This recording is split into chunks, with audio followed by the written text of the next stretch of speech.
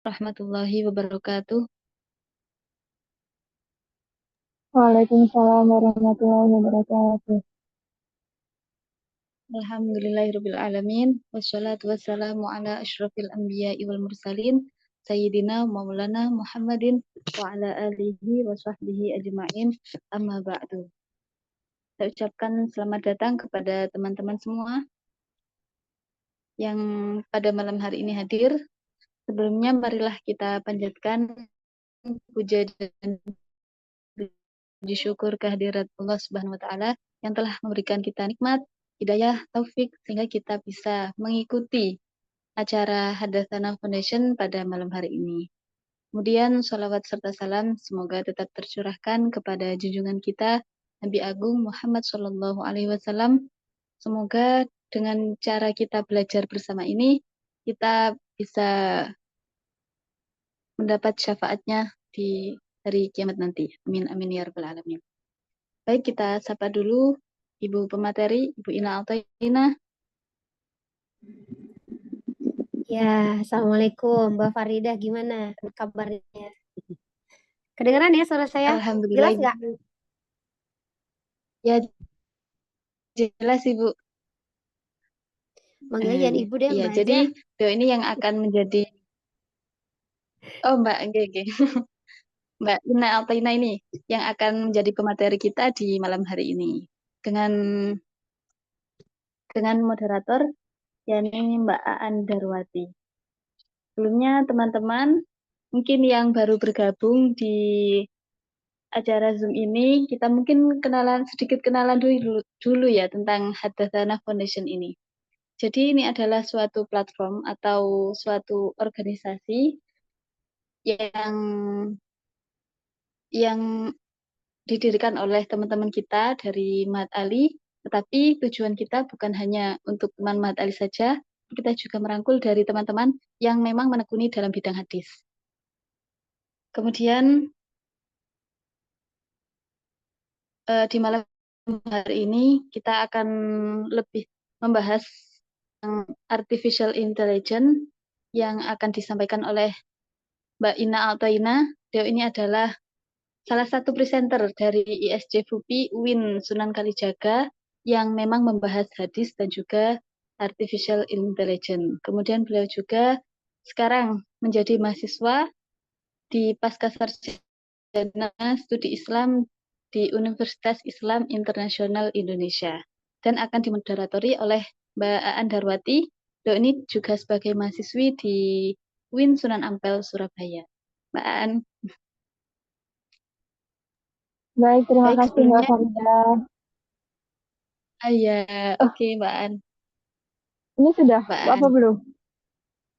Belum di sini. Baik. Oke, mungkin teman-teman sudah banyak yang menggunakan AI ya, artificial intelligence ini baik dalam bidang umum maupun ilmu agama. Tapi kita lebih jelasnya, mari kita dengarkan bersama-sama penjelasan dari pemateri kita. Jadi waktu dan kesempatan akan saya serahkan kepada Mbak Aan sebagai moderator. Silakan Mbak Aan, bisa dilanjut. Oke, terima kasih Mbak Faridah. Ya, Assalamualaikum warahmatullahi wabarakatuh. Waalaikumsalam warahmatullahi wabarakatuh. Saya ucapkan selamat datang buat Mbak Ina Altaina. Terima kasih sudah berkenan untuk mau sharing berbagi wawasan yang sangat berharga. Jujur saya waktu baca judulnya itu baru dan kontemporer, jadi sangat antusias atas hasil penelitian Mbak Ina Altaina. Supaya tidak lama, saya akan memperkenalkan Mbak Ina Altaina. Mbak Ina Altaina LC, beliau pendidikannya Bachelor Degree UIN Syarif Hidayatullah Jakarta, lulusan International Islamical College Libya, mahasiswi Pascasarjana Studi Islam Universitas Islam Internasional Indonesia Depok, dan pengalamannya Masya Allah banyak sekali. Best Presenter of UIN Palembang dan UIN Salatiga pada konferensi tahun 2023, pembicara pada Nihito, Jepang, dan Ukhwah Recitation Depok tahun 2022 dan 2023, mengajar tingkat SMP dan SMA di Ponpes Zamzam Syifa Depok tahun 2019 dan 2021, guru bahasa Arab tingkat SMP dan staf Pondok Nurul Fikri Serang Banten tahun 2016 dan sampai 2018, manajemen jurnalistik dan literatur di Kesatuan Keluarga Mahasiswa Indonesia Libya tahun 2014 dan 2015, manajemen komunikasi di Forum Lingkar Pena Ciputat Jakarta tahun 2011 dan 2012. Masya Allah. Dan minat penelitian beliau pada hukum keluarga Islam, women dan studi Islam, pendidikan agama Islam. Dan khusus pada malam ini adalah pemaparan beliau tentang hasil penelitiannya di konferensi di UIN Jogja dengan judul Batas AI dalam Pengembangan Ulum Hadis antara Qawaid dan Malakah. Sebagaimana yang kita tahu bahwa peradaban Islam, peradaban ilmu pengetahuan itu berbarengan, sejalan juga dengan perkembangan ilmu teknologi. Yang mana kita tahu bahwa ilmu teknologi sudah mencoba menggantikan beberapa peran manusia, dan pada saat ini yang dicoba untuk diteliti oleh Mbak Ina Ataina, apakah AI mampu menggantikan peran manusia dalam hal ulumun hadis, seperti itu ya Mbak ya. Dan ini hal yang baru dan kontemporer, dan saya sangat menantikan dan berharap teman-teman juga sangat menantikan diskusi ini, sehingga kita mendapatkan wawasan yang sangat berharga dari Mbak Ina Ataina. Pertanyaan besarnya, apakah AI dapat menggantikan peran manusia dalam pengembangan ilmu hadis, ataukah justru memiliki batasan-batasan tertentu yang akan langsung dibahas oleh peneliti kita yang sangat Masya Allah dan keren, yaitu Mbak Ina Ataina. Waktu dan tempat saya persilahkan Mbak. Dalam waktu 30 menit insya Allah. Suara saya jelas ya, Mbak An ya? Jelas atau kurang jelas nih? Alhamdulillah. Jelas ya. Saya boleh share screen dulu untuk bisa diikuti, nanti bisa sambil lihat materinya. Oke. Udah masuk ya? Sudah. Oke. Ya, alhamdulillah, salatu wassalamu ala Rasulillah. Rabbi syrah li sadri wa yassir li amri wahlul 'uqdatam min lisani yafqahu qawli. Terima kasih kepada Mbak Farida dan Mbak Aan yang telah mempersilahkan saya, dan khususnya kepada Mas Yogi sebagai founder Hadasana yang juga sudah mengundang gitu ya. Ini saya ceritanya punya sejarah dengan Mas Yogi, itu ketemunya di International Conference di Pasca Sarjana UIN Sunan Kalijaga di Jogja. Dan kita ketika itu memang membahas hadis ya, jadi memang sebenarnya interest penelitian saya itu seputar Islamic Law atau Islamic Family Law, kemudian juga seputar fikih dan juga perempuan ya, Islam dan perempuan. Tapi kebetulan karena memang ini hasil penelitian saya gitu ya, saya dan teman-teman saya sebenarnya ada dua teman saya lagi.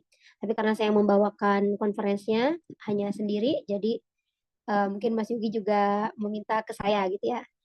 Ya, semoga dengan adanya komunitas seperti ini ya, insya Allah nanti diskusinya lebih, Masya Allah gitu ya, lebih bisa sampai kepada peneliti-peneliti muda gitu ya. Saya lihat kayaknya masih, Masya Allah gitu ya, masih muda-muda, sudah S2 ya.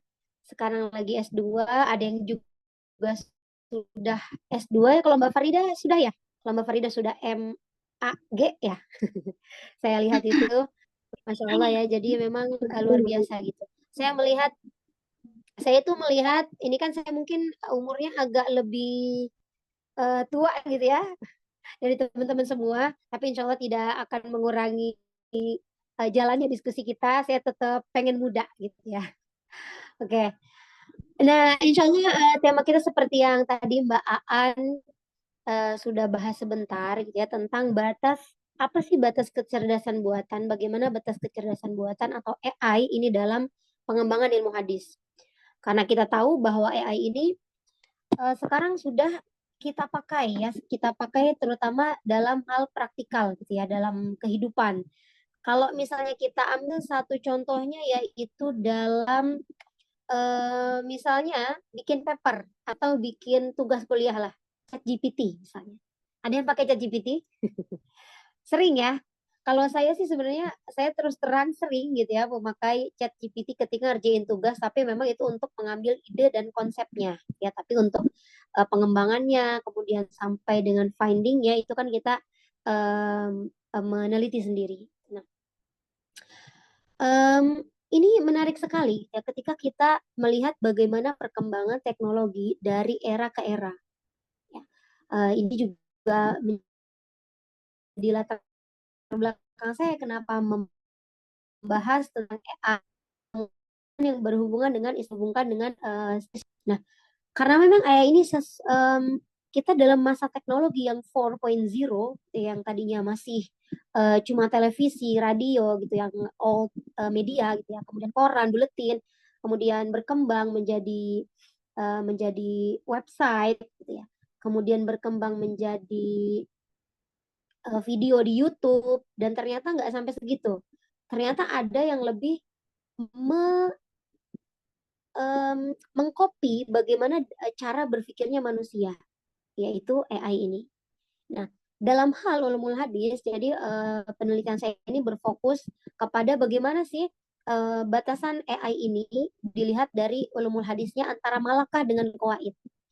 Karena dalam hadis ini ada sekumpulan qawaid dan ada sekumpulan prinsip-prinsip gitu ya, atau kaidah-kaidah dalam hadis ini yang bisa dimasukkan ternyata dalam digital gitu ya, termasuk dalam AI ini. Dan itu sangat bisa dimasukkan. Nah, bagaimana jika hal itu kita lihat dari segi malakahnya, apa sih malakah itu?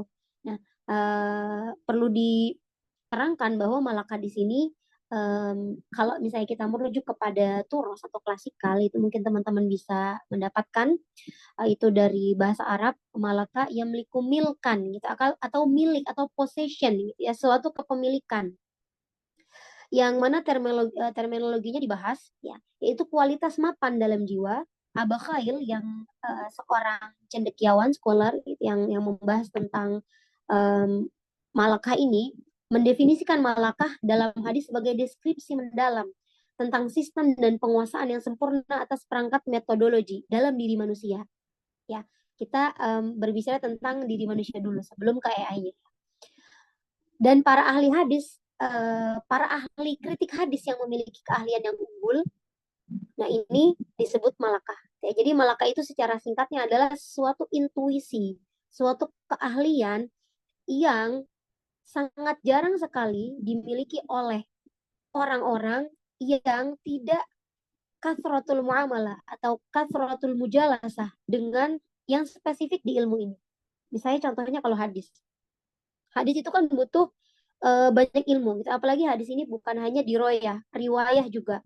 Jadi ilmu hadis ini banyak sekali. Ada rijalul hadis, kemudian ada al-jarh wa ta'dil, kemudian juga ada bagaimana cara kita melihat amatan sanatnya harus ittisal gitu kan sanatnya. Kemudian ada juga bagaimana cacat-cacat dalam sanad itu dibahas dalam satu buku khusus gitu ya, itu Illatul Hadis. Nah, ini juga yang akan saya fokuskan di penelitian ini. Yang saya fokuskan di penelitian ini adalah malakah dalam mendeteksi illah. Ya. Dan bagaimana kualifikasi, jadi AI pada kualifikasi atau identifikasi hadis sahih. Nah, konsep malakah juga telah dikaji gitu ya oleh seorang cendekiawan yang sangat populer yaitu Ibnu Khaldun dari sisi aspek edukasi, dari sisi aspek tarbiyah gitu ya, dari bidang pendidikannya. Kalau misalnya kita biasanya guru itu ada tingkatan pertanyaan ya, misalnya C1. C1 itu pertanyaannya adalah pertanyaan hafalan, biasanya sebutkan nama ikan misalnya. Sebutkan nama jadi hafalan.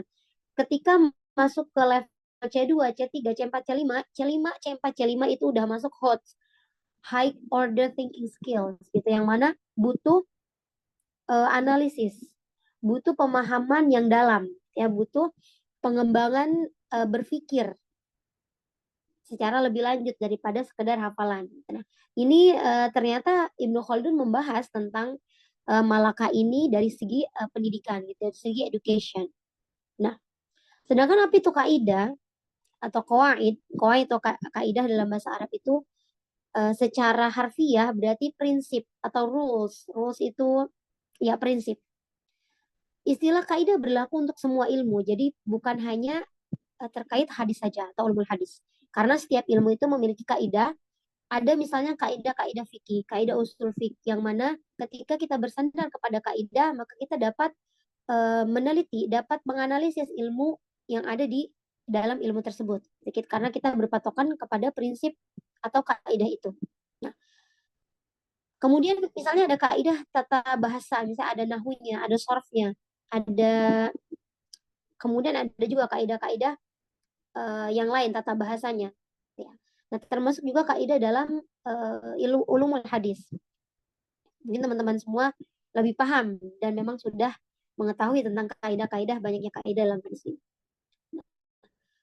Kemudian dari segi development atau pengembangan hadis sendiri itu kita melihat diawali dari era Nabi Muhammad gitu ya sampai dengan saat ini, dan banyak sekali ternyata hadis itu yang telah dipelajari gitu oleh banyak sekali ulama klasikal ataupun kontemporer ataupun bahkan orientalis gitu ya, yang beberapa saya lihat kemarin gitu ya di episode 2 ya, kemarin dikaji juga Motsky, tentang pemikiran Motsky bagaimana mengkritisi hadis.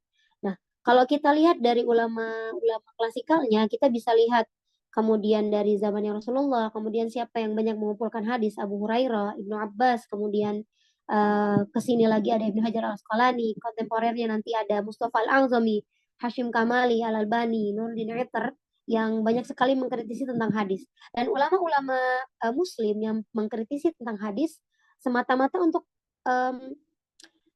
lebih menjelaskan keotentikan hadis itu sendiri. Berbeda dengan orang-orang yang orientalis gitu. Orang-orang orientalis ingin mengkritisi hadis dengan cara yang skeptis gitu ya, dengan cara yang meragukan. Sekayaknya ini nggak bisa dijadikan rujukan kedua setelah kitab suci Al-Quran. Nah, contohnya saja misalnya ada seorang orientalis yang kritikan hasil produksi atau bukunya yang berjudul kalau nggak salah namanya Muhammadani's Study gitu ya oleh Ignaz Goldziher. Nah, Goldziher ini dijadikan kitab sucinya orang-orang orientalis dalam mengkritisi hadis, gitu kan. Kemudian dengan sangat skeptisnya meragukan hadis, dia bilang bahwa hadis ini adalah sesuatu yang sengaja dibuat oleh orang-orang setelah wafatnya Nabi Muhammad. Untuk apa? Untuk menyesuaikan bagaimana pemerintahan itu untuk bisa dijaga, untuk kepentingan politik, ya, secara singkatnya. Nah, dan ini ternyata dibantah gitu, oleh ulama-ulama atau cendekiawan hadis, seperti misalnya Mustafa Al-Azami yang mengkritisi bagaimana pemikiran Goldziher ini. Keskeptisannya Goldziher. Nah, kemudian ada lagi orientalis yang bernama Joseph Schach, yaitu dia terpengaruh dengan pemikiran-pemikirannya Goldziher tentang melihat, mengkritisi hadis. Nah, dari sisi AI sendiri, jadi kurang lebih 14 abad sumber-sumber hukum dan ilmu pengetahuan mengenai Islam dan interaksi sosial dikembangkan secara konvensional. Kalau hadis itu ketika belum ada teknologi itu kan mendengar, dihafal, ditulis, dipraktekkan gitu ya secara konvensional. Tapi sekarang berbeda. Sekarang banyak repositori. Bahkan misalnya saya ada di HP saya itu Al-Mawsu'ah Al-Hadithiyah. Jadi itu bukan AI, itu semacam seperti maktabah syamilah, tapi khusus hadis. Jadi kita searching misalnya hadis tentang kafaratul majelis atau hadis tentang sholatul jumu'ah, gitu kan. Nah, di situ langsung ada hadis-hadisnya. Tapi itu bukan AI, itu cuma repository. Jadi semacam database, kitab-kitab ditaruh di situ, kalau kita searching keywordnya maka akan muncul. Nah, Tapi ketika kira-kira tahun 1950-an ada seorang seorang inisiator gitu ya yang menginisiasi, salah satunya yang bernama Johan McCarthy. Nah, dia itu mendefinisikan AI sebagai sesuatu yang mengimitasi cara berpikirnya manusia. Yang sekarang kita banyak lihat produknya ya, di perusahaan-perusahaan besar seperti Google, tadi Facebook, kemudian Meta ya sekarang, kemudian juga ada di marketplace Oren misalnya atau hijau. Itu kalau kita searching ya, pada praktek keseharian kita, kalau kita searching sekali aja di HP kita, apa itu di Google atau di mana, tentang buku hadis misalnya. Udah itu, semua Instagram, Facebook, semua yang berkaitan dengan hadis biasanya muncul tuh promosi-promosinya. Bahkan apa yang kita pikirkan kadang-kadang masih dipikirin nih, belum di Google gitu ya. Kok udah ada gitu kan? Ajaib sekali gitu ya. Ini sampai pikiran tuh bisa dibaca gitu oleh AI. Nah, nah itulah makanya AI itu luar biasa sekali gitu ya percepatan teknologinya saat ini. Nah, bagaimana ketika itu masuk ke dalam agama kita, masuk ke dalam praktek Islam, gitu ya, studi Islam. Dari satu sisi itu adalah satu kelebihan. Misalnya kita dapat dengan mudah gitu ya mencari sumber Islam, dan juga mesti hati-hati gitu ya. Kalau misalnya kita mungkin teman-teman di sini yang belajar hadis, tentu pasti akan tahu gitu ya mana hasil yang memang fikoh gitu, hadis yang bisa dipercaya, mana hasil dari AI itu yang diragukan. Tapi kalau orang-orang awam nggak begitu, apa yang dia cari, yang muncul itu yang dia lahap gitu ya dalam pemahamannya. Ya, kemudian di sekitar 1956 ada sebuah workshop gitu ya di sebuah college di Dartmouth College di US. Dan orang-orang yang hadir dalam workshop itu dinobatkan sebagai pionir bidang AI. Nah, jadi tujuan pengembangan AI ini meliputi penalaran pengetahuan. Jadi supaya mengimitasi cara kerjanya manusia, kemudian perencanaan, machine learning, gitu ya. Jadi kalau misalnya kalau kita bilang algoritmanya, gitu ya, dikasih strukturnya, sistemnya, base-nya begini, nanti dia bisa uh, bisa learning gitu ya, bisa mempelajari sendiri algoritmanya seperti ini. Jadi dia udah otomatis sistem yang bekerja. Kemudian ada juga natural language processing, ini juga banyak dibahas di beberapa artikel. Kalau digital kan biasanya pakai bahasanya Latin ya, karena dia biasanya penelitinya orang-orang US gitu. Nah, sekarang ada model natural language processing itu seperti apa namanya? Saya dulu pernah belajar RStudio ya. Kalau nggak salah RStudio itu bisa membaca bagaimana tulisan bahasa Arab. Kan sebenarnya ketika ilmu itu dimasukkan ke dalam digitalisasi, ya, nah itu kan nanti sebenarnya akan mengubah gitu kan. Nah, ini salah satunya adalah misalnya bahasa Arab. Hadis kan sebenarnya kita-kitanya bahasa Arab ya. Dan itu harus diartikan gitu ya, harus dipindah maknakan gitu ya. Dari bahasa Arab yang dipakai begitu saja, kemudian ke dalam digital dan diproses hingga akhirnya keluar bahasa Arab lagi. Dan itu sebenarnya butuh sistem yang kita terapkan. Ya, dan saya pernah belajar seminarnya itu ya. Dan memang itu butuh fokus gitu ya, karena memang coding gitu. Dan itu lumayan rumit gitu ya. Emang harus belajarnya itu harus benar-benar seminggu atau sebulan gitu ya. Terus harus menguasai gitu, karena dia coding gitu. Gimana cara merubah bahasa digital. Nah, kemudian sistem yang digunakan dalam AI adalah sebuah domain masalah.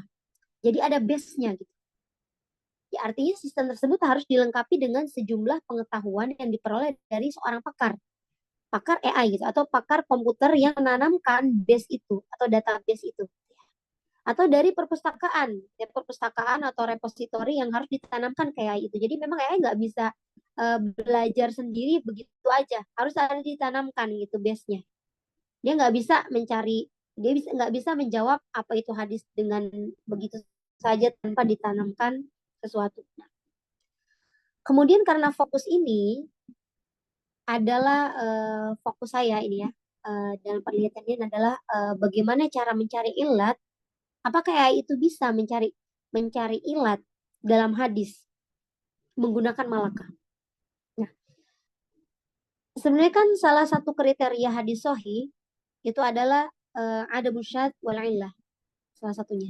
Nah, ada musyad, syad itu kan bisa kita cari gitu ya, dia nampak. Syad itu kan biasanya hadis yang diriwayatkan oleh thiqah bertentangan dengan yang diriwayatkan dengan atak yang lebih thiqah. Itu disebut hadis syad gitu. Nah, kalau illah, bagaimana kita bisa dideteksi? Susah. Nggak bisa kita mendeteksi dengan begitu saja, kecuali pakar, kecuali kathratul mujalasah, kathratu munadharah, kathratul muamalah. Dia terus-terusan bermuamalah dengan hadis. Hidup dia diabadikan dengan mempelajari hadis itu.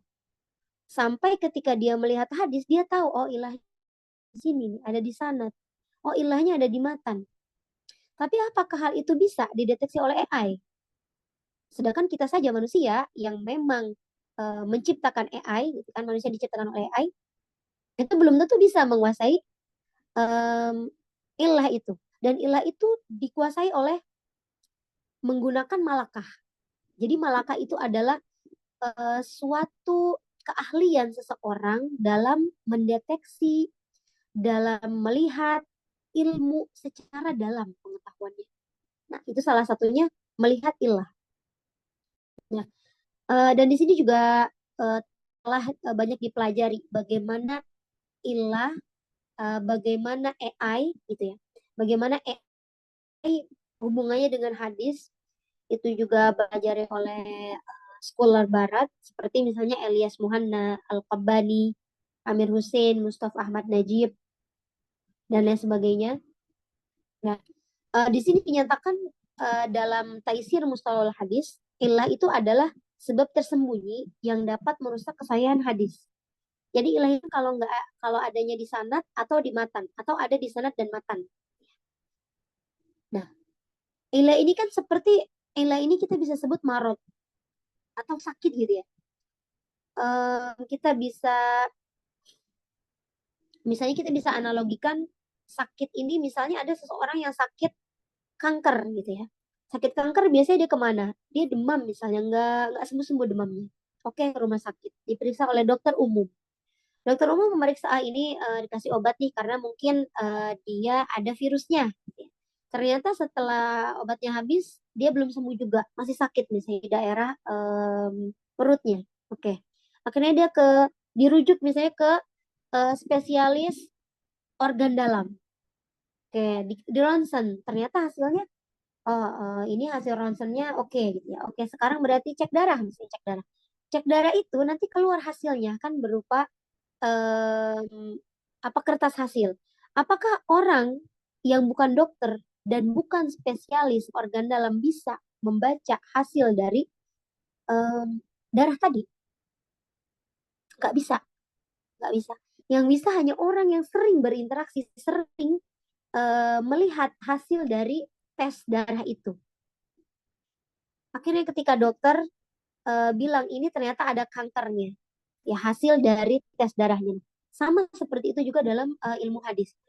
Kita tidak bisa begitu saja melihat illah dalam hadis ketika kita tidak senantiasa mujalasah dengan ahli hadis. Ketika kita tidak senantiasa menghafal hadis-hadis yang sahih, misalnya dalam Bukhari, Muslim, kita nggak tahu gitu. Ternyata ada ilah dalam hadis sahih ini.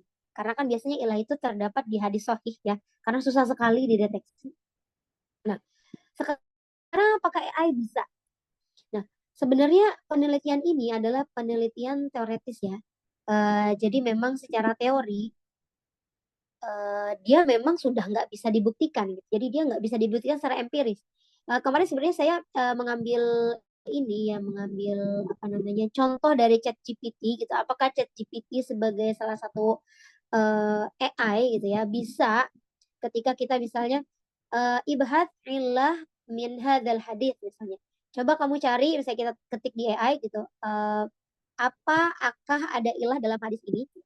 Tapi ternyata ketika ketika itu kan saya tampilkan gitu ya di konferensi itu, dan ketika saya bahas dengan dosen saya gitu ya, beliau orang Mesir, beliau Azhari, sama seperti Mbak Aan gitu ya, beliau Azhari, tapi orang Mesir asli. Beliau bilang sebenarnya kajian kamu ini adalah kajian teoritis gitu, nggak perlu membuktikan secara empiris apakah AI bisa gitu ya. Memang sudah nggak bisa. Malaka itu memang secara kemampuan pun hanya bisa dimiliki oleh beberapa expert yang expert saja. Apalagi AI gitu yang belum tentu eh, orang yang expert terhadap AI itu expert di bidang hadis. Kecuali ada orang yang memang benar-benar bisa expert di bidang hadis, ya, yang memang dia bisa mencari ilahnya tersebut, kemudian dia juga expert di bidang IT, gitu ya.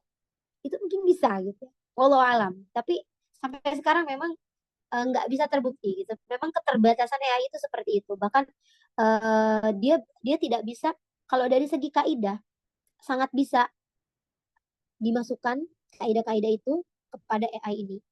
Karena kaidah itu kan prinsip ya, dan prinsip atau struktur atau sistem itu sangat bisa dimasukkan ke dalam AI teknologi karena dia ada algoritmanya, memang seperti itu bentuknya. Tetapi ketika Malakah yang memang susah sekali kita sebagai manusia pun mendeteksinya, ilat itu tidak bisa dideteksi oleh AI. Itulah keterbatasan AI. Masih masih sangat jauh untuk bisa mendeteksi ilah. Jadi itu kesimpulan dari sini adalah dia terbatas. Nah, penelitian ini secara keseluruhan akan memberikan kontribusi pada diskusi yang sedang berlangsung di bidang studi hadis dengan membahas klasifikasi juga kriteria tentang bagaimana kategori hadis di Malakah ini yang tadi saya sudah sebutkan. Ya, akhirnya findingnya adalah Malakah tidak dapat dimasukkan ke dalam pemrograman AI karena membutuhkan upaya tingkat tinggi, bahkan dari manusia pun tidak bisa mencapai itu. Mendeteksi ilah itu adalah tugas kita sebagai cendekiawan, gitu ya, untuk senantiasa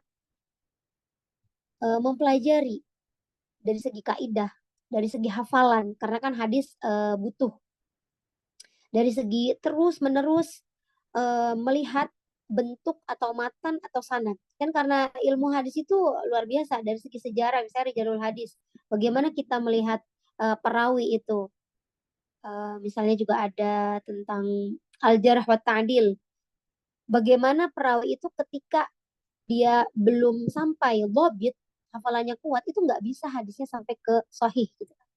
Nah, dan itu luar biasa sekali hadis ini. Sebenarnya hadis itu adalah sistem yang sudah sangat ketat gitu di metode yang sudah sangat ketat yang diletakkan oleh ulama-ulama klasikal yang nggak bisa sebenarnya dikritisi oleh orang-orang orientalis terutama yang tadi disebutkan Goldziher, kemudian Motzki itu selalu terbantahkan gitu oleh cendekiawan-cendekiawan Muslim karena memang metodenya sudah diletakkan sedemikian ketatnya. Salah satunya misalnya hadis dalam Bukhari. Imam Bukhari itu salah satu muhaddits yang sangat ketat sekali dalam klasifikasi hadis. Makanya kenapa Sahih Bukhari itu ada rujukannya yang pertama, gitu, hadis pertama setelah Al-Quran gitu ya, menjadi rujukan hadis sahih. Ya salah satunya adalah kriterianya sanadnya itu orangnya harus bertemu setidaknya sekali dengan Nabi. Jadi enggak atau dengan orang yang meriwayatkan sanatnya. Jadi nggak boleh cuma satu zaman aja. Jadi harus ketemu. Sedangkan kalau Muslim, Imam Muslim itu lebih ringan gitu persyaratannya itu sejaman aja udah bisa gitu ya dijadikan hadis ini uh, sahih.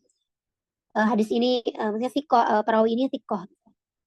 Nah, itulah makanya sebenarnya hadis ini luar biasa gitu. Banyak sekali ilmu-ilmu atau sistem-sistem yang ketat terhadap hadis ini sampai menyaring hadis demikian rupanya dari segi historis, dari segi karakter orang yang meriwayatkan, dari segi matanya ini dari mana, apakah matanya ini tercampur dengan kata-kata perawinya, gitu kan ya, dibahas dalam hadis itu.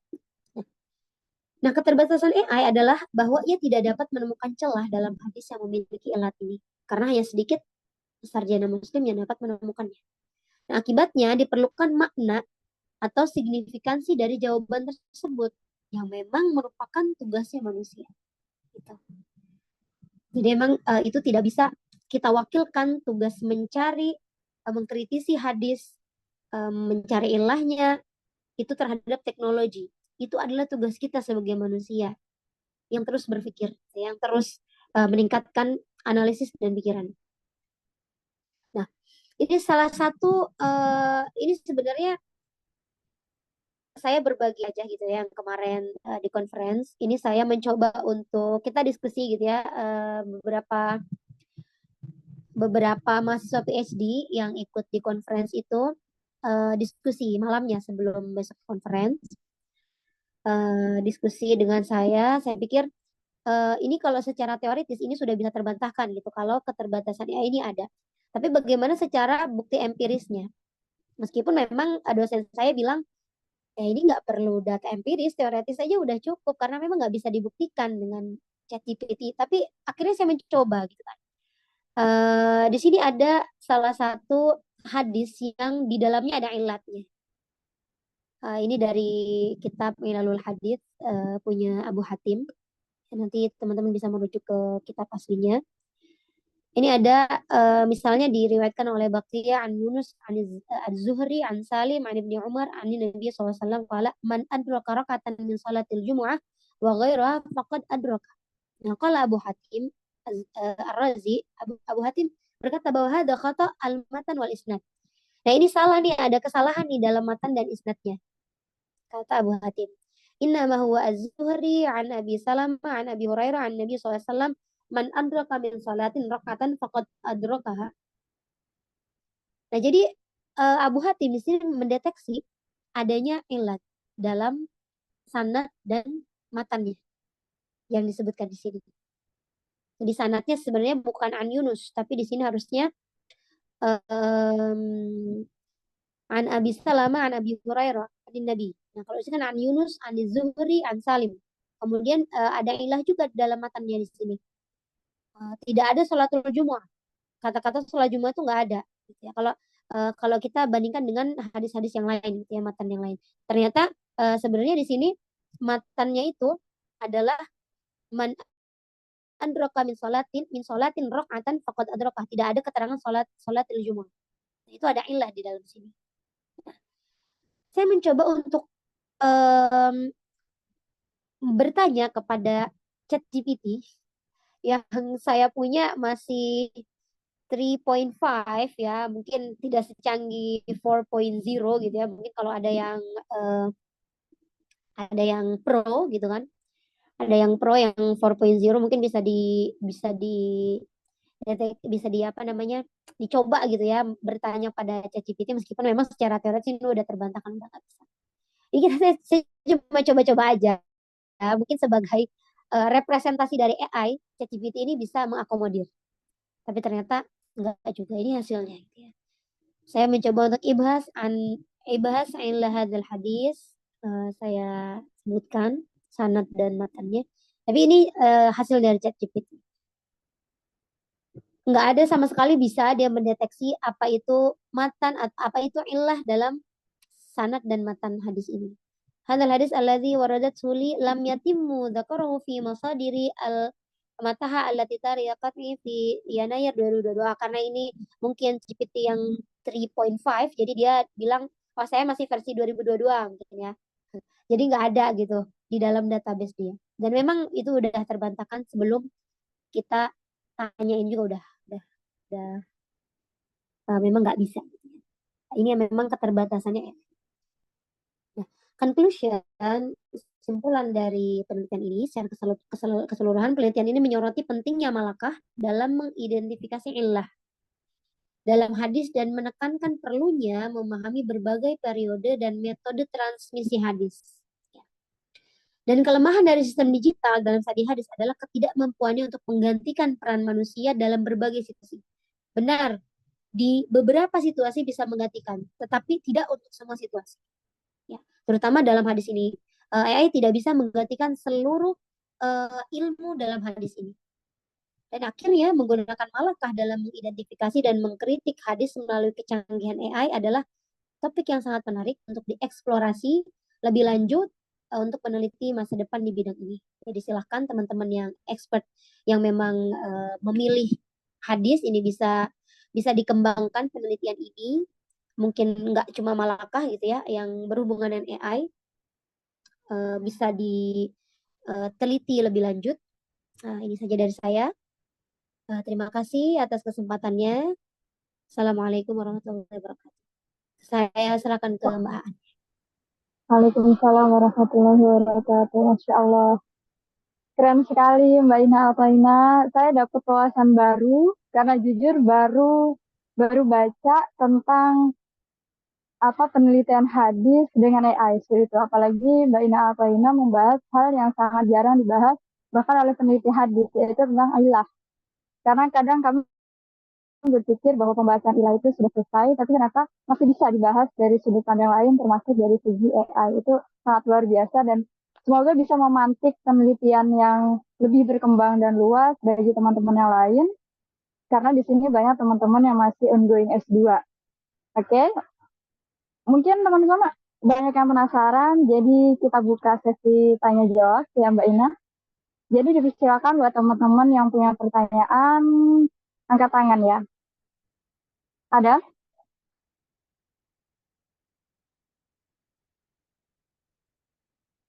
Di sini ada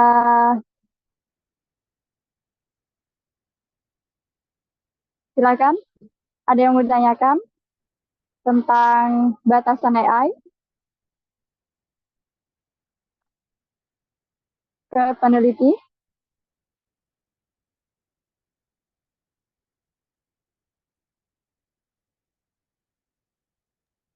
Mungkin bisa dipancing dulu Mbak Aan biar teman-teman semangat. Mungkin dari Mbak Aan dulu gimana? Iya, tadi saya sudah nyiapin pertanyaan sebenarnya, yaitu saya pengen melihat bagaimana contohnya. Tapi ternyata tadi sudah dipaparkan di materi. Jadi pertanyaan saya akhirnya terhapus. Ya, ya.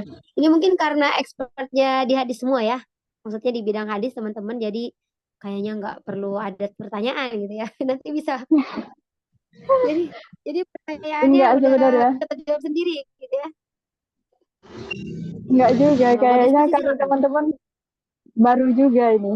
Apa Mas Saad? Mas Asad mau bertanya? Iya, ini izin bertanya. Soalnya Silahkan. tadi apa namanya tidak ikut secara full, soalnya ada darusan begitu. Masya Allah. Ini saya mau bertanya tentang tadi tentang malakah itu. Soalnya saya cek di Google, saya tidak menemukan apa itu malakah seperti itu. Minta tolong dijelasin sedikit saja tentang pembahasan malam ini seperti itu. Soalnya kayaknya menarik. Lafat atau matan, kemudian dicek melihat apa tadi ilahnya ya melalui ChatGPT, itu keren sekali sih menurut saya. Cuman masalahnya tadi saya tidak ikut dari awal begitu. Minta tolong sedikit saja untuk dijelaskan seperti itu. Terima kasih. Baik, terima kasih kepada Mas Asad. Boleh langsung dijawab ya Mbak Ina? Ya. Saya teman-teman juga persiapan untuk pertanyaan selanjutnya. Ya, Mas Asad, rugi nih, nggak ikut dari awal. Oke, sebenarnya tadi kita bahas tentang ini ya, Malaka.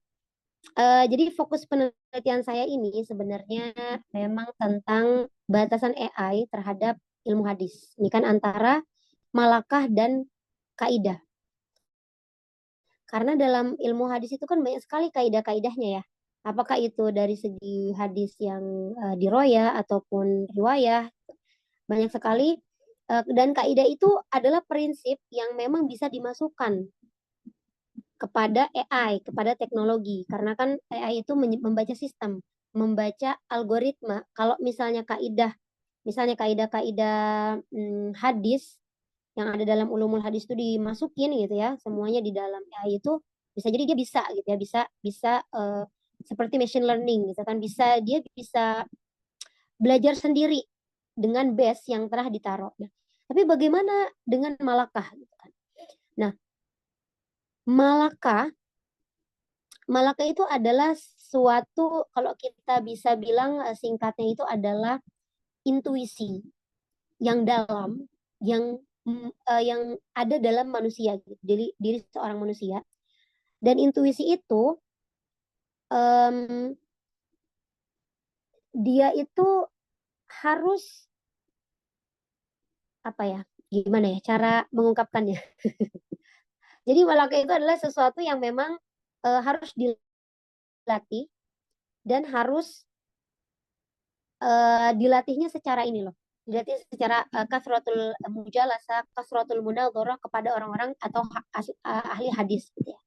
Nah, AI ini malakah ini dia tidak bisa dimasukkan ke dalam teknologi karena ternyata orang-orang yang expert di bidang hadis atau ahli hadis saja itu hanya sedikit. Misalnya kita lihat beberapa orang, tadi kan Mas Asad sendiri googling gitu ya, apa itu malakah. Dan memang betul, pembahasan malakah ini atau bahkan definisinya itu masih sangat jarang gitu ya, dibahas oleh peneliti, oleh cendekiawan ataupun para scholar gitu ya, dari muslim maupun dari barat. Tapi ada yang saya tadi dalam slide saya itu kan saya di situ ada yang membahas malakah itu, ada bukunya Abu Khail namanya.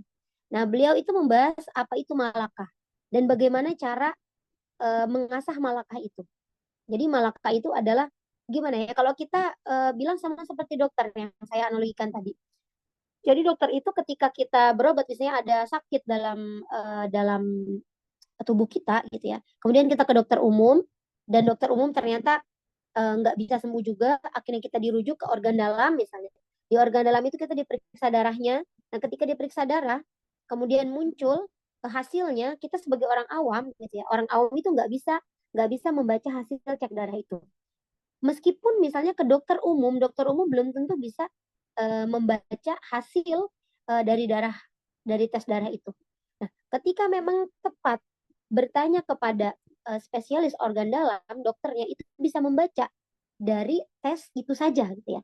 Oh, ternyata ini kamu ternyata mengidap kanker misalnya. Dilihat dari tesnya, misalnya tes USG-nya, tes dari darahnya misalnya. Nah, sama seperti ahli hadis juga. Jadi ahli hadis itu ketika dia kasratul muamalah al hadis gitu, ketika dia sering berinteraksi dengan hadis, dia bisa tahu di mana letak ilah itu dan diketahuinya dengan apa? Dengan malakah itu. Malakah itu apa ya? Sense of the power of knowledge gitu ya. Itu adalah sebuah kekuatan untuk mendeteksi sesuatu yang tidak dimiliki orang lain. Dia tuh punya suatu kelebihan yang tidak dimiliki oleh orang lain, malakah itu. Nah, jadi salah satu kemampuan malakah ini bisa dilihat ketika mendeteksi ilah itu. Karena ilah ini kan sebenarnya susah gitu ya untuk dideteksi. Nggak bisa seperti syad. Meskipun dalam syarat hadis saya itu kan ada musyad wala ilah. Nah, syad ini kan bisa terlihat gitu ya. Kalau misalnya kita melihat antara sikoh muhadis sikoh meriwayatkan hadis yang bertentangan dengan perawi yang asak gitu, yang lebih sikoh lagi. Nah, itu bisa dilihat. Kita bisa lihat dari rijalul hadisnya, perawinya, kita bisa lihat dari sejarah, kita bisa lihat dari transmisi hadis sanatnya gitu kan. Nah, itu bisa dilihat gitu ya, mana yang lebih sikoh perawinya dan mana yang sikoh saja, asak dan sikoh. Nah, tapi ilah nggak bisa begitu. Ilah itu bahkan ulama klasikal Turos pun sedikit gitu ya. Salah satunya Abdullah bin Al-Hakim An-Naisaburi, itu salah satu yang membahas tentang ilah ini. Nah, mungkin seperti itu.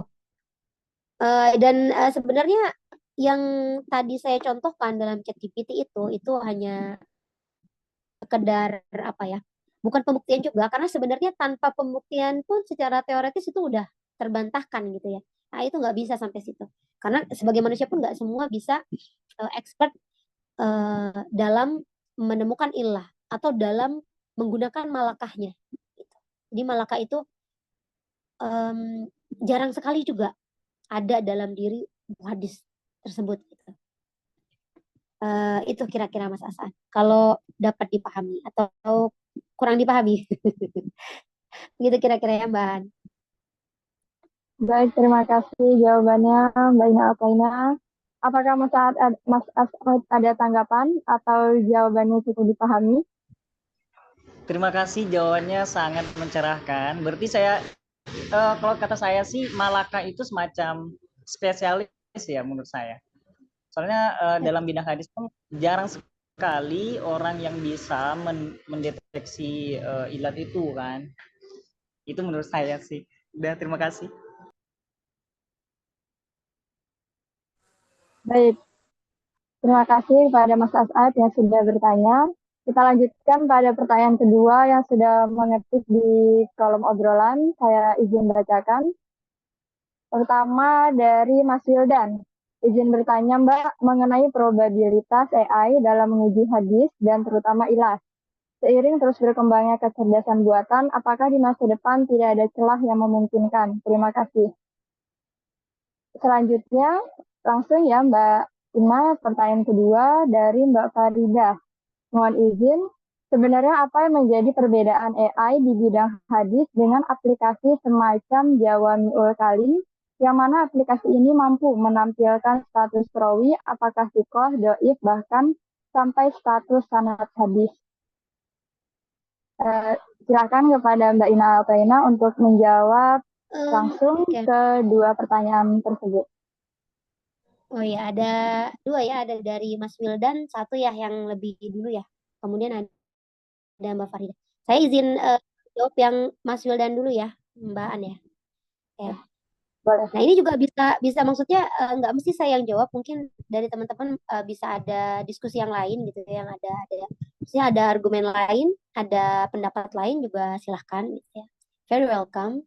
Nah di sini mengenai probabilitas AI dalam menguji hadis dan terutama ilat seiring terus berkembangnya kecerdasan buatan, apakah di masa depan tidak ada celah dan yang memungkinkan?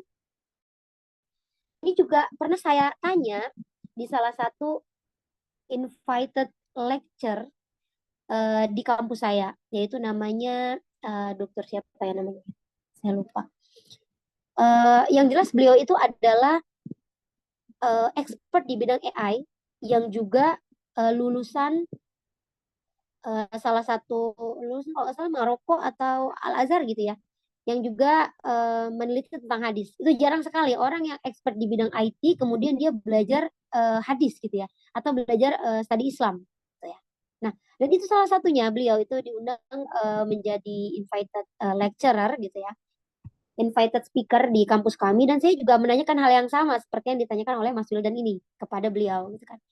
Apakah ada sampai sejauh mana gitu kan probabilitas AI ini dalam meningkatkan kemampuannya untuk mendeteksi hadis gitu. Nah, dia bilang ongoing.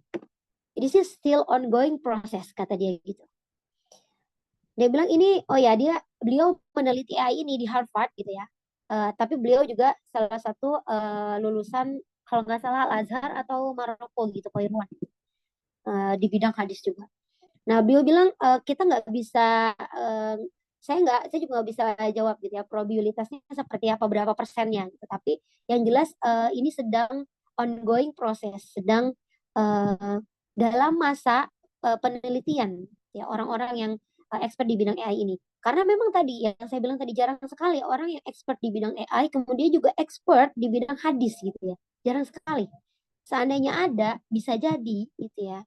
Who knows gitu kan, kita nggak tahu apakah memang akan ada teknologi gitu yang bisa menelusuri gitu semua permasalahan studi Islam, bukan cuma terbatas dalam hadis mungkin.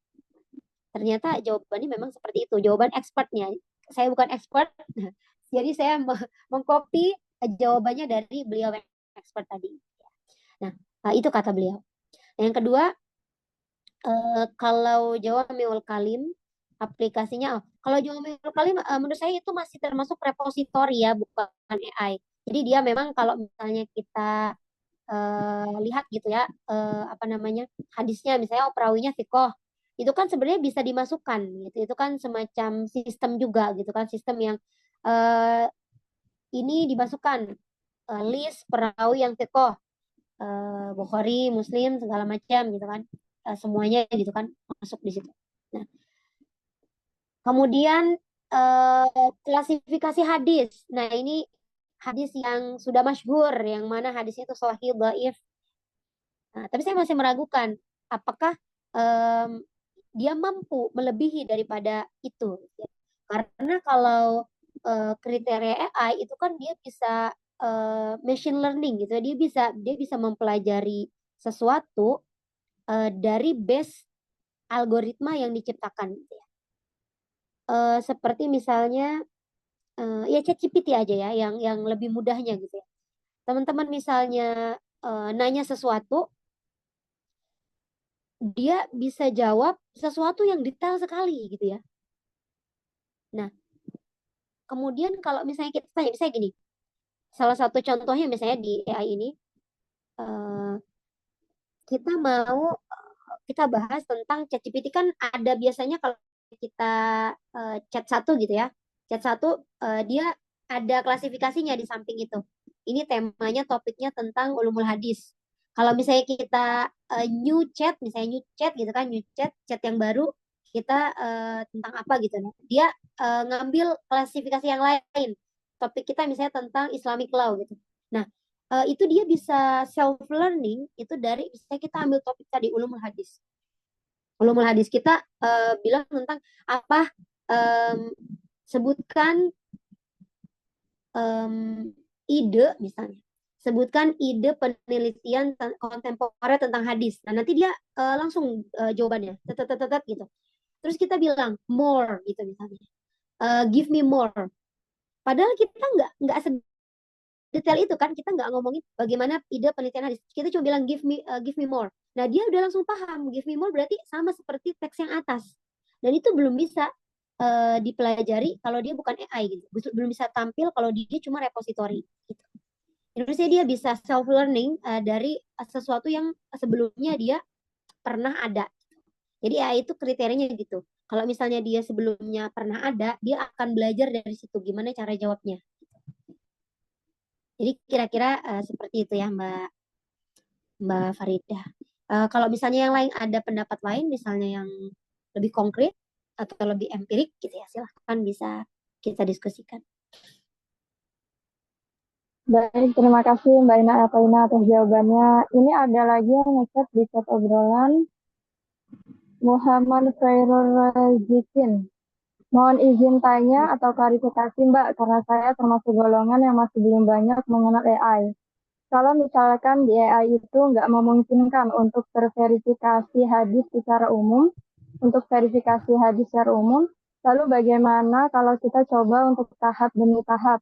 Misal dari aspek sanad satu persatu, kemudian dari aspek matannya. Ini pertanyaan terakhir kepada Mbak Ina Ataina, dan setelah ini ditutup pertanyaan ya buat teman-teman juga. Silakan Mbak Ina.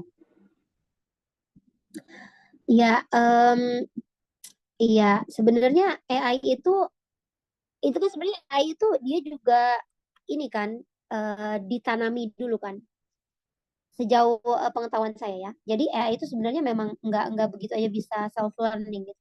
Dia memang sebelumnya memang ditanami. Ada yang namanya deep learning AI gitu. Di situ di beberapa apa namanya penelitian yang saya lihat di beberapa literatur gitu ya. Yang saya lihat di situ ada yang namanya deep learning atau namanya machine learning gitu ya. Nah, jadi di deep learning itu model terbaru gitu ya dalam merangkai hadis ini. Jadi dia memang ada semacam chain gitu. Apa sih? Pohon hadis gitu, pohon rawi, pohon sanad gitu.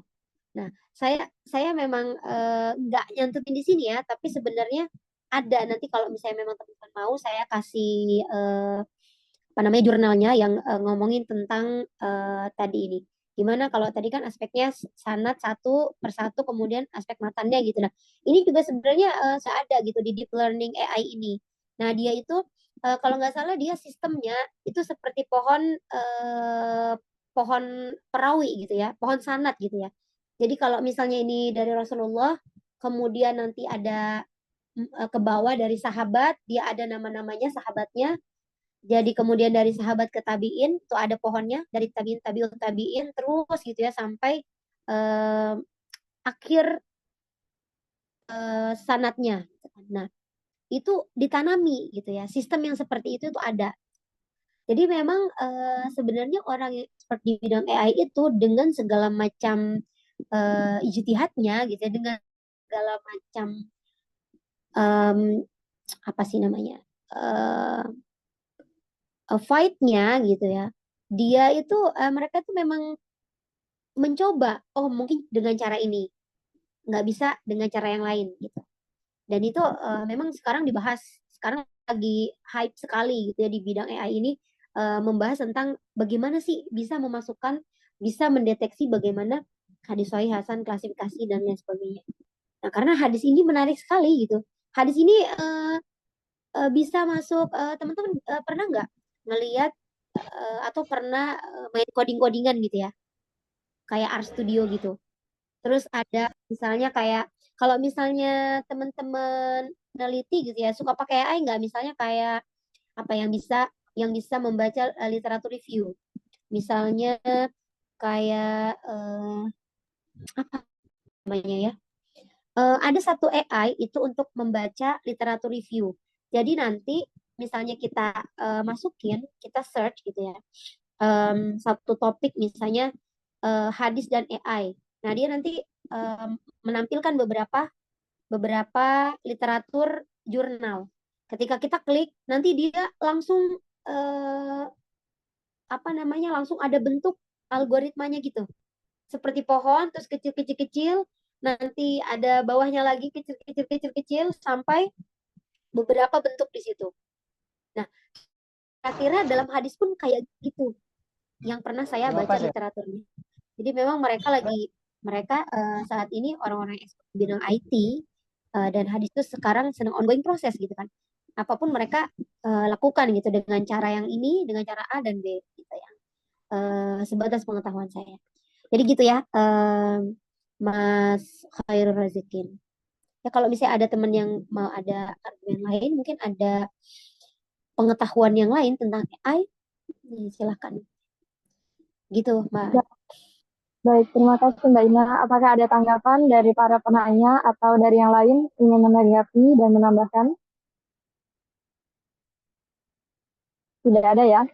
Baik, karena tidak ada, karena waktunya juga sudah habis dari 8 menit yang lalu, dan ini mungkin waktunya Mbak Ina dan juga teman-teman istirahat, maka cukupkan pertemuan hari ini, malam ini, sampai pada jam ini ya 21.38, yang mana kesimpulannya ternyata AI walaupun sudah berkembang itu dan sudah banyak menggantikan peran manusia, nyatanya masih belum bisa menggantikan peran manusia dalam segi malakah di ilmu hadis. Tapi ada kemungkinan ongoing, mungkin suatu saat ada pembaharuan-pembaharuan lagi yang mungkin memungkinkan hal itu. Ya, kita nantikan saja atau mungkin salah satu dari kita yang ada di sini yang justru mengembangkannya. Amin. Gitu. Diharapkan pembicaraan atau sharing hari ini, malam ini, itu dapat membuka wawasan dan juga paling pentingnya adalah menyumbangkan apa ya, ide-ide supaya bisa mengembangkan lebih luas dan jauh lagi tentang penelitian yang sudah diteliti oleh Mbak Ina Apaina yang sangat keren ini. Baik, dari saya sebagai moderator, kurang lebihnya mohon maaf. Kembali saya serahkan kepada Mbak Faridah. Assalamualaikum warahmatullahi wabarakatuh. Waalaikumsalam warahmatullahi wabarakatuh. Terima kasih kepada Mbak Pemateri, Mbak Ina, dan juga Mbak Moderator Mbak Aan Darwati yang sudah menemani kita di malam hari ini. Baik, cukup menarik ya tema hari ini, yaitu yang bahas artificial intelligence. Tentu ini akan membuka peluang buat teman-teman yang memang banyak mengkaji hadis. Ini ternyata peluang buat kita, bahwasanya hadis tidak stagnan, hadis itu bisa dikembangkan. Nah, salah satunya di kajian lewat artificial intelligence ini. Sebelum saya tutup, mungkin ada kata-kata dari pemateri hari ini, pesan buat kita di malam hari ini yang mungkin bisa nanti kita jadikan status WA atau apa, quotes gitu ya. Quotes ya. Closing statement aja ya. Iya. Jadi sebenarnya ya Iya, para ya. Jadi dari pembahasan kita kali ini sebenarnya bisa dijadikan penelitian lebih lanjut gitu ya. Bagi para peneliti-peneliti muda di sini yang ternyata betul kata Mbak Farida tadi, hadis itu tidak berhenti hanya sampai abad ke-12 gitu ya. Tapi hadis ini terus eksis dan terus bisa berkembang bahkan sampai masa kita ini. Jadi silakan teman-teman peneliti semuanya teliti yang banyak apapun tentang hadis, kaitkan dengan kontemporer ya. Jadi nggak mesti itu aja gitu ya, nggak mesti ketika kita kajiannya hadis itu nggak mesti secara diroyah, nggak mesti secara riwayah. Jadi jadikan turos, ini kan termasuk kajian turos ya, hadis ini itu match gitu ya dengan kontemporer, dengan permasalahan kontemporer. Misalnya hadis mungkin bisa match dengan politik yang sekarang lagi hype gitu di Indonesia. Hadis mungkin bisa match juga penelitiannya dalam perkembangan global gitu kan di dunia ini. Dan itu sih sebenarnya. Saya juga tadi mau balas chat. Terima kasih juga pada Hadasana Foundation yang telah memberikan kesempatannya. Insya Allah kita bisa belajar bareng lagi atau ketemu langsung. Terima kasih waktunya. Itu aja Mbak Farida, kelamaan ya statement closing-nya. Menemani malam kita. Waalaikumsalam warahmatullahi wabarakatuh. Sekedar informasi buat teman-teman, bahwasanya acara Hadasana ini diadakan setiap 1 bulan sekali insya Allah. Dan buat teman-teman yang mungkin kemarin-kemarin belum mengikuti kajian dari Hadasana, bisa langsung cek di YouTube Hadasana Foundation. Atau masih info lanjut, ada di Instagram Hadasana Foundation. Dari saya terima kasih. Saya dipantun sedikit buat teman-teman pada malam ini sebelum saya tutup. Lihat bunga mawar yang sedang merekah, menungging senyum nan indah. Malam Ramadan penuh berkah, bersama Hadasana kita menyala. Terima kasih. Wassalamualaikum warahmatullahi wabarakatuh. Waalaikumsalam warahmatullahi wabarakatuh. Waalaikumsalam warahmatullahi wabarakatuh. Ada foto dulu nggak ini Mbak Farida? Oh iya, silakan open kamera dulu buat teman-teman. Kita foto bersama dulu. Foto online.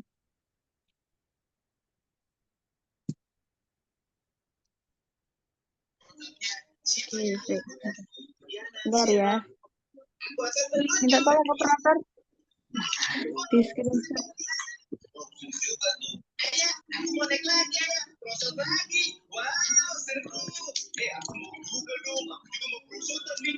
Minta tolong Mas Tata di screenshot ya.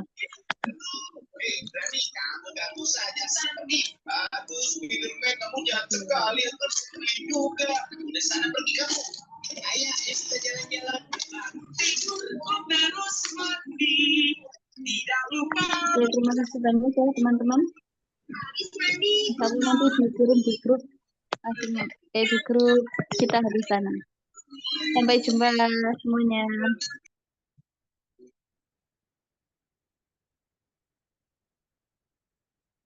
Ada dulu.